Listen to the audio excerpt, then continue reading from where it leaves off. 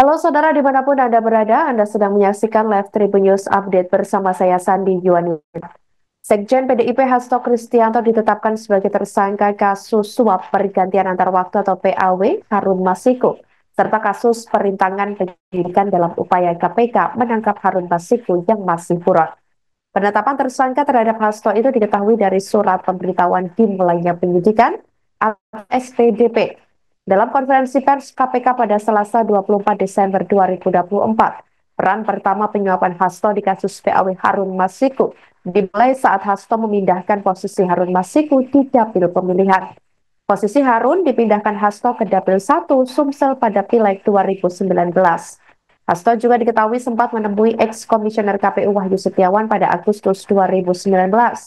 Wahyu diketahui menjabat sebagai komisioner KPU saat ini dan telah ditetapkan sebagai tersangka penerima suap dalam PAW Harun Masiku.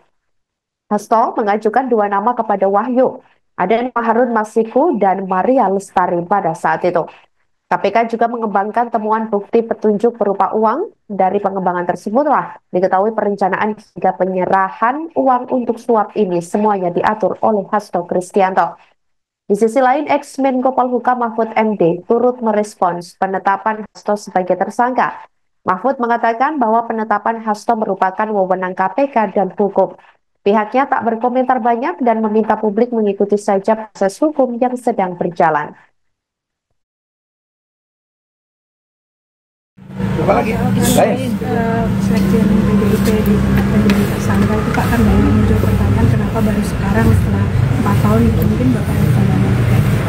Enggak, saya tidak punya pandangan. Itu wewenang KPK, wewenang penegak hukum yang dipertanggungjawabkan secara hukum, secara transparan. Kalau itu dianggap politik ya silakan aja dipertanggungjawabkan kepada publik. Yang lain, Prof, Hakim Muiz, kan tadi Prof udah nyinggung ya di Instagram bahwa uang denda sama uang penggantinya itu cuma sekian persen dan pidana penjaranya juga sangat kecil kayak gitu. Dari apa lagi? Lain. Sekjen PDIP menjadi tersangka. Pusaran kasus suap buron Harun Masiku hentinya menjadi perbincangan publik sampai saat ini, Kamis 26 Desember 2024. Sejumlah pejabat negara, politisi, hingga tangan kanan elit partai terseret dalam kasus Harun Masiku, termasuk mantan Menteri Hukum dan Hak Asasi Manusia atau Menkumham Yasona Halauli yang dicekal bepergian ke luar negeri sejak Selasa 24 Desember 2024. Hal itu lantaran yang bersangkutan ikut terseret dalam kasus tersebut, namun diketahui Yasona masih berstatus sebagai saksi sampai Kamis 26 Desember 2024 hari ini. Belum diketahui sejauh mana keterlibatan Yasona dalam perkara yang ikut membuat Sekretaris Jenderal PDIP Hasto Kristianto turut ditetapkan sebagai tersangka. Diketahui pada 28 Januari 2020 lalu, Yasona pernah mencopot Dirjen Imigrasi Roni Franky Sompi lantaran kekeliruan data imigrasi terkait pergerakan Harun Masiku yang kala itu ditetapkan sebagai buronan. Kala itu, Roni awalnya mengumumkan pergerakan Harun Masiku ke Indonesia. Pada 22 Januari, Roni mengatakan Harun Masiku ini telah tiba di Indonesia dari Singapura pada 7 Januari 2020. Sementara pada 16 Januari 2020 lalu, Yasona mengatakan bahwa Harun Masiku belum berada di Indonesia. Terkait simpang siur keberadaan Harun Masiku, Roni mengatakan data yang disampaikan Yasona itu belum mencakup data terbaru lalu lintas penerbangan yang merekam aktivitas Harun Masiku. Data itu baru merekam penerbangan Harun dari Indonesia ke Singapura yang tercatat pada 6 Januari 2020. Melalui informasi itulah Roni kala itu mengatakan bahwa pihaknya lantas memerintahkan Kepala Kantor Imigrasi Kelas 1 Bandara Soekarno-Hatta untuk kedatangan pesawat yang membawa Harun ini dilaporkan terkait kebenarannya. Penelusuran itu dilakukan melalui rekaman CCTV milik PT Angkasa Pura II.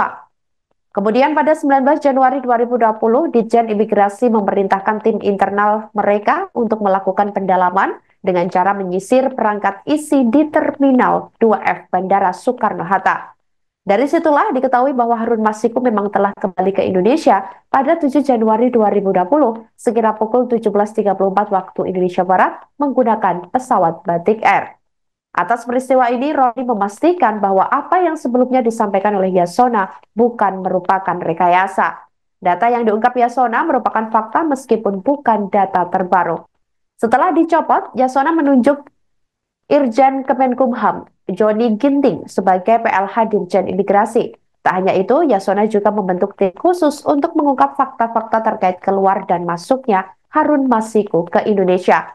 Tim tersebut terdiri dari Bareskrim Polri, Kementerian Komunikasi dan Informatika atau Kemenkominfo, dan Badan Cyber dan Sandi Negara atau BSSN.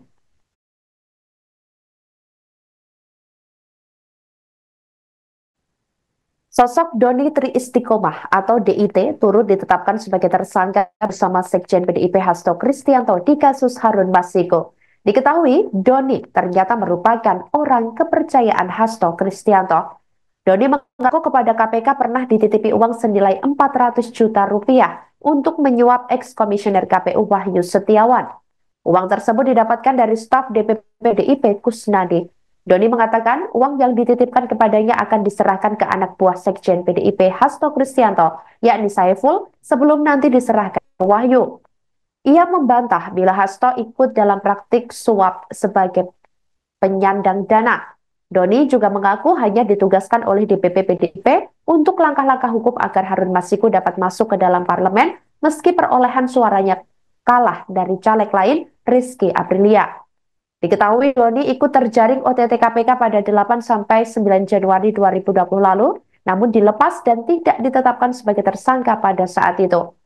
Saat itu, KPK menetapkan 4 orang tersangka dalam kasus suap ini, yaitu Komisioner KPU Wahyu Setiawan, ex-caleg PDIP Harun Masiku, ex-anggota Bawaslu Agustiani Tio Fridelina, dan seorang pihak swasta bernama Saiful. KPK juga pernah menggeledah rumah pribadi Doni yang terletak di Jagakarsa, Jakarta Selatan pada Juli 2024. Anggota tim hukum Dewan Pimpinan Pusat atau DPP PDIP, Johannes L. Tobing mengatakan penggeledahan itu berlangsung selama sekitar 4 jam. Penyidik disebut tidak menyita handphone milik Doni, namun telepon genggam yang disita penyidik adalah milik istrinya. Sebagai informasi, Hasto dan Doni ditetapkan sebagai tersangka dalam kasus suap terhadap ex-komisioner Komisi Pemilihan Umum atau KPU Wahyu Setiawan terkait proses pergantian antar waktu atau PAW anggota DPR yang menjerat ex-kader PDIP Harun Masiku. Dengan bukti yang dimiliki penyidik, KPK mengeluarkan surat perintah penyidikan tertanggal 23 Desember 2024 dengan tersangka Doni Tri Istiqomah.